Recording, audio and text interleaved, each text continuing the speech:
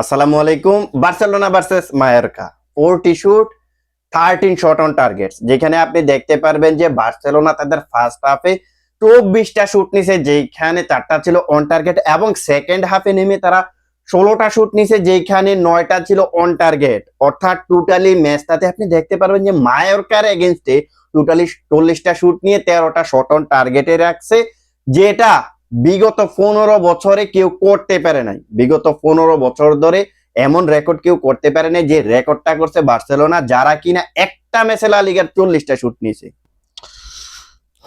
গতকালকে যারা আপনারা বার্সেলোনার ম্যাচটা দেখছেন তারা বলতে পারবেন যেই পরিমাণ শুট নিছে inside of the box, outside of the box, যেই পরিমাণ শুট তারা নিছে, বাট তারা গোলের দেখা পাইতেছিল না। একমাত্র দানি অলমো ম্যাচের 46 মিনিটে যখন তারা ফার্স্ট হাফে চলে গেল গোল শূন্যতে, তখন সেকেন্ড হাফে নেমে দানি অলমো একটা গোল করলেন, আর ওই গোলটাই ছিল ম্যাচের ফার্স্ট এন্ড লাস্ট গোল। ভাই, আপনি যদি মায়োরকার গতকালকের ম্যাচটা দেখেন তাহলে দেখতে পারবেন যে পুরো ম্যাচে তারা লো ব্লক, ভাইরে ভাই ভাই, লো ব্লকের তো একটা সীমানা আছে, এটার কোনো সীমানা নাই, ডিস্টেন্স নাই, কিছুই নাই এটার। আপনি দেখতে পারবেন যে কোন কোন সিচুয়েশনে ডি বক্সের ভিতরে 9 থেকে 10 জনও কিন্তু তারা ডিফেন্স করছে, 9 থেকে 10 জন।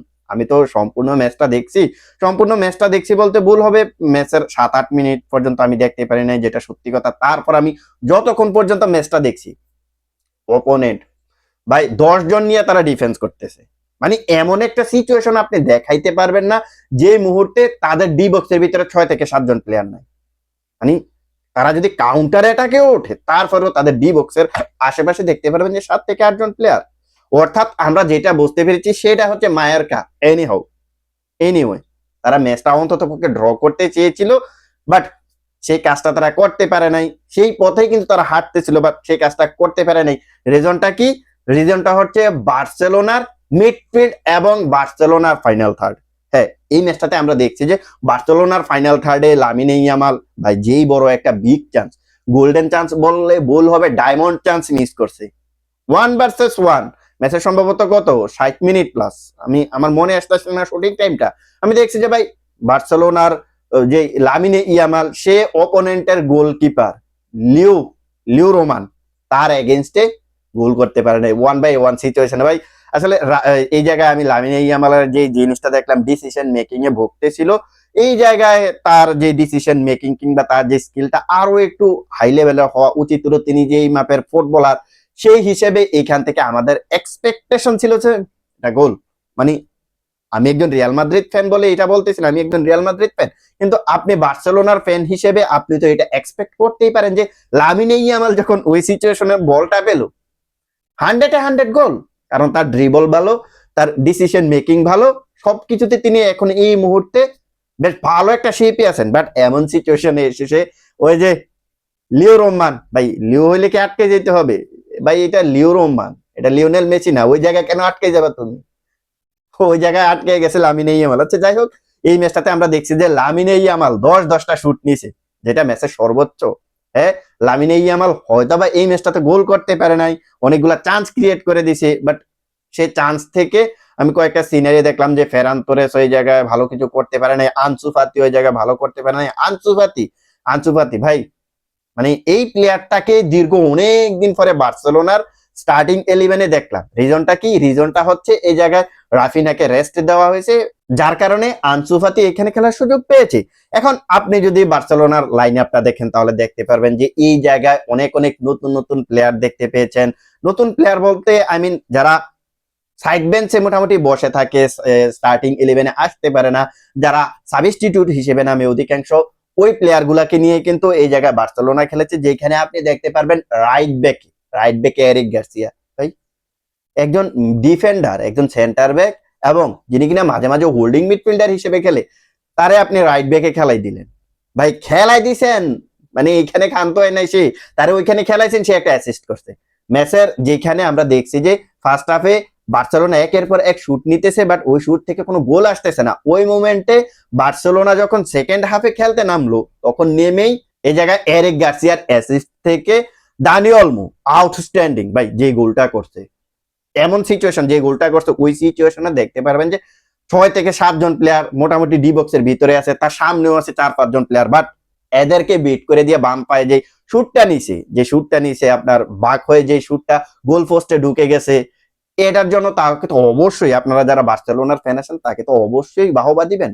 কারণ যেখানে লামিনে ইয়ামাল একের পর এক চান্স মিস করতেছে, শেষের দিকে এসে বার্সেলোনার রাফিনহা নেমে যেভাবে একের পর এক শুট নিছে, যেখানে ফেরান তোরেসের মতো প্লেয়াররা শুট নিছে, তারা যেখানে গোল করতে পারে না সেখানে দানি অলমো এসে বাম পায়ে গোল করে দিল। সো দানি অলমোর ব্যাপারে যে জিনিসটা বলতে চাইবে, দেখুন দানি অলমো এমন একটা প্লেয়ার যাকে বার্সেলোনা কিনে নিয়ে এসেছিল, তাকে খেলাইতে পারবে কিনা এমন ধরনের একটা সিচুয়েশন ছিল। কারণ তাদের লা লিগাতে যে স্যালারি ক্যাপটা ছিল সেটা নিয়ে বেশ পরিমাণ ভোগেছিল, ইভেন কি এখনো ভোগতেছে। ওই সিচুয়েশন থেকে তাকে খেলাইতে পারবে কিনা এমন ধরনের একটা সমস্যা তো বার্সেলোনার ছিল। বাট সেই সবগুলা জিনিসকে ফেস করে দানি অলমোকে দিয়ে লা লিগাতে খেলাইতেছে, ইভেন সে 9টা গোল অলরেডি করে ফেলছে লা লিগাতে। সো এমন ধরনের একটা প্লেয়ার কিন্তু এই টিমটার জন্য খুবই ইম্পর্টেন্ট, যাকে কিনা আমরা চ্যাম্পিয়ন্স লিগও ভাইটাল একটা রুলে দেখতে পারবো। আমরা ইভেন কি সামনের যে ম্যাচটা রয়েছে বার্সেলোনা ভার্সেস রিয়াল মাদ্রিদের, ওইখানেও হয়তোবা তাকে এমন ধরনের একটা রুলে দেখবো। এবার আমরা আসি মোটামুটি মিডফিল্ডের দিকে বার্সেলোনার। ভাই what a midfielder Pedri, what a midfielder গাবি, এই দুই বান্দা মিলে গতকালকে যা করছে ভাই আউটস্ট্যান্ডিং। কখনো দেখতে পারবেন যে পেদ্রি যখন বেবোর্ড থেকে একটু ক্যারি প্রোগ্রেস করে উপরে চলে যাইতেছে, এই জায়গায় গাবি ওই তার যে জায়গাটা ছিল, পেদ্রির যে জায়গাটা ছিল ওটা হোল্ড করতেছে। আপনি দেখতে পারবেন যে দুইটা প্লেয়ার কিন্তু প্রায় সমানে সমান গতকালকে বার্সেলোনাকে সার্ভিস দিছে, যেখানে দেখতে পারবেন যে পেদ্রি 125 বার বলে টাচ করছে, সেইখানে গাবি 129 বার বলে টাচ করছে। এই দুইটা প্লেয়ার মিলে কি পরিমাণ বলে টাচ করছে আপনারা দেখতেছেন, যেখানে আপনি দেখতে পারবেন যে পেদ্রি 90 মিনিট মাঠে থেকে 125 বার বলে টাচ করে 114টা পাস জেনারেট করছে, যেখানে 106টা ছিল সাকসেসফুল পাস এবং ফাইনাল থার্ডে ছিল 20টা পাস। তারপর আপনি যদি তার চান্স ক্রিয়েটটা হিসাব করেন, 6টা চান্স ক্রিয়েট করে দিয়েছে, যেখানে সম্ভবত একটা ছিল বিগ চান্স ক্রিয়েট। এখন আপনি যদি ভাই প্লেয়ারের রিকভারি দেখেন, 18টা রিকভারি করছে, 18টা রিকভারি। এখন আপনি যদি তার লং বল দেখেন তাহলে দেখতে পারবেন যে চারটা সাকসেসফুল লং বল দিয়েছে, যেটা 100-এ 100, অর্থাৎ 4টা দিয়েছে, 4টাই সাকসেসফুল ড্রিবল, চারটা ড্রিবল করছে। আরে ভাই ও যেভাবে তার আমি দেখলাম যে বডিটার ইউজ করে, যেভাবে ভাই মনে হইতেছে ডান দিকে মুভ করবো, বাট হঠাৎ করে ব্যাক কিংবা লেফট অথবা ফ্রন্টের দিকে সে মুভ করতেছে। ভাই হাউ ক্যান ইটস পসিবল? এবারের মৌসুমে পেদ্রি যে লেভেলের পারফরমেন্স দিতেছে প্রত্যেকটা ম্যাচে, যেভাবে একের পর এক পারফরমেন্স দিতেছে, আমার কাছে মনে হচ্ছে রিসেন্টলি পেদ্রির মতো এমন ধরনের কোনো মিডফিল্ডার রিসেন্টলি কোনো ফুটবল এই বিষয়ে মুহূর্তে আছে বলে আমার কাছে মনে হয় না।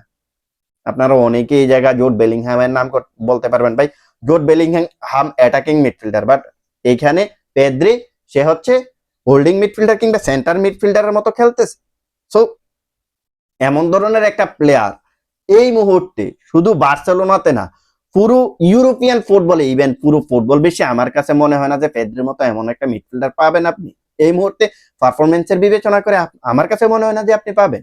প্রত্যেকটা ম্যাচে আপনি যদি দেখেন 8.9, কোনো ম্যাচে 9 রেটিং, কোনো মানে 8-এর নিচে তার রেটিং দেখতেই পারবেন না।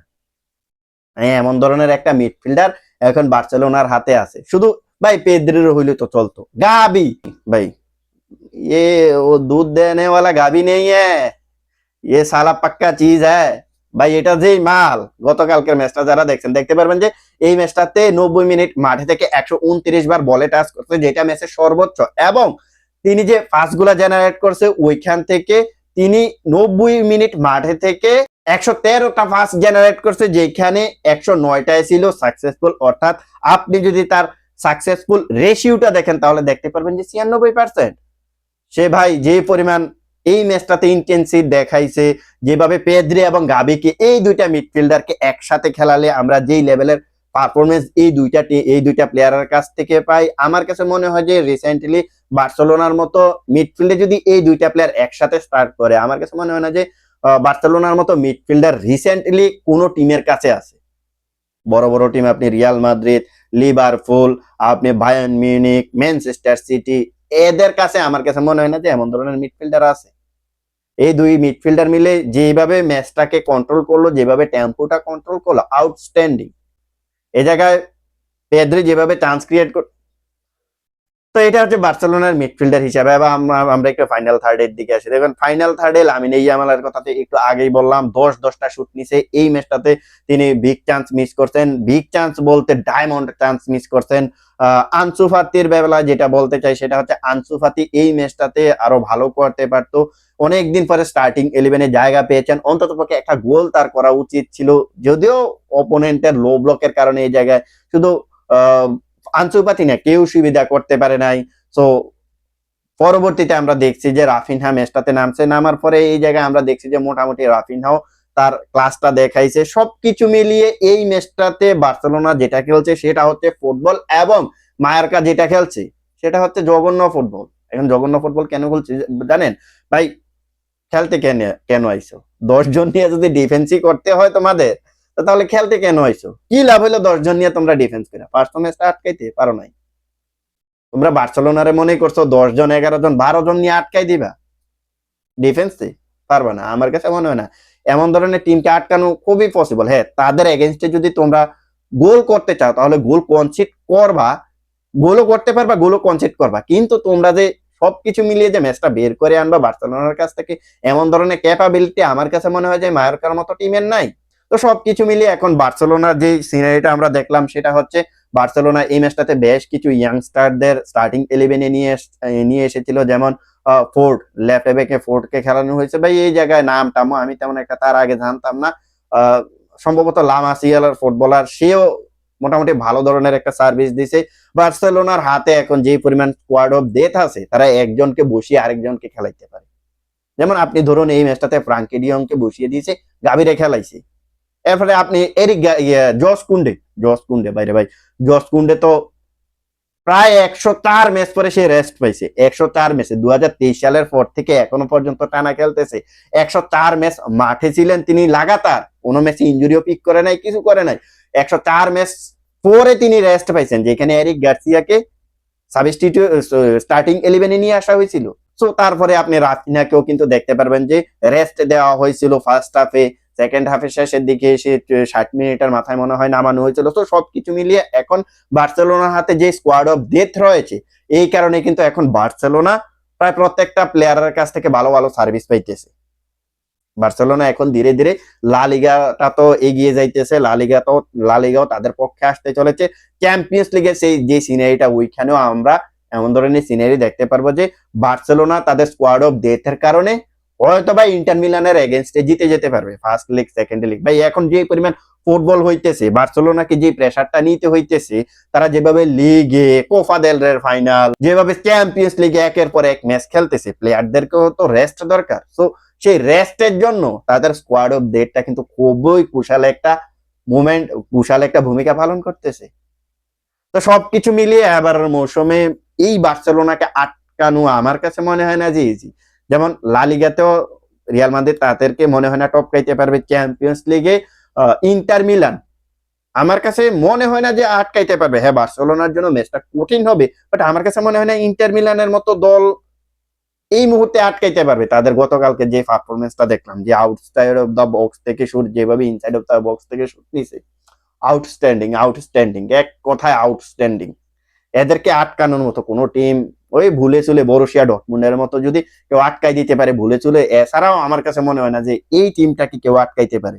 তো দেখা যাক, বার্সেলোনার পরবর্তী ম্যাচটা হচ্ছে আমাদের রিয়াল মাদ্রিদের সঙ্গে, এই ম্যাচের 26 তারিখ। দেখা যাক শেষ পর্যন্ত কি হয়। সো ওই ম্যাচটার জন্য এখন আমরা সবাই ওয়েট করতেছি।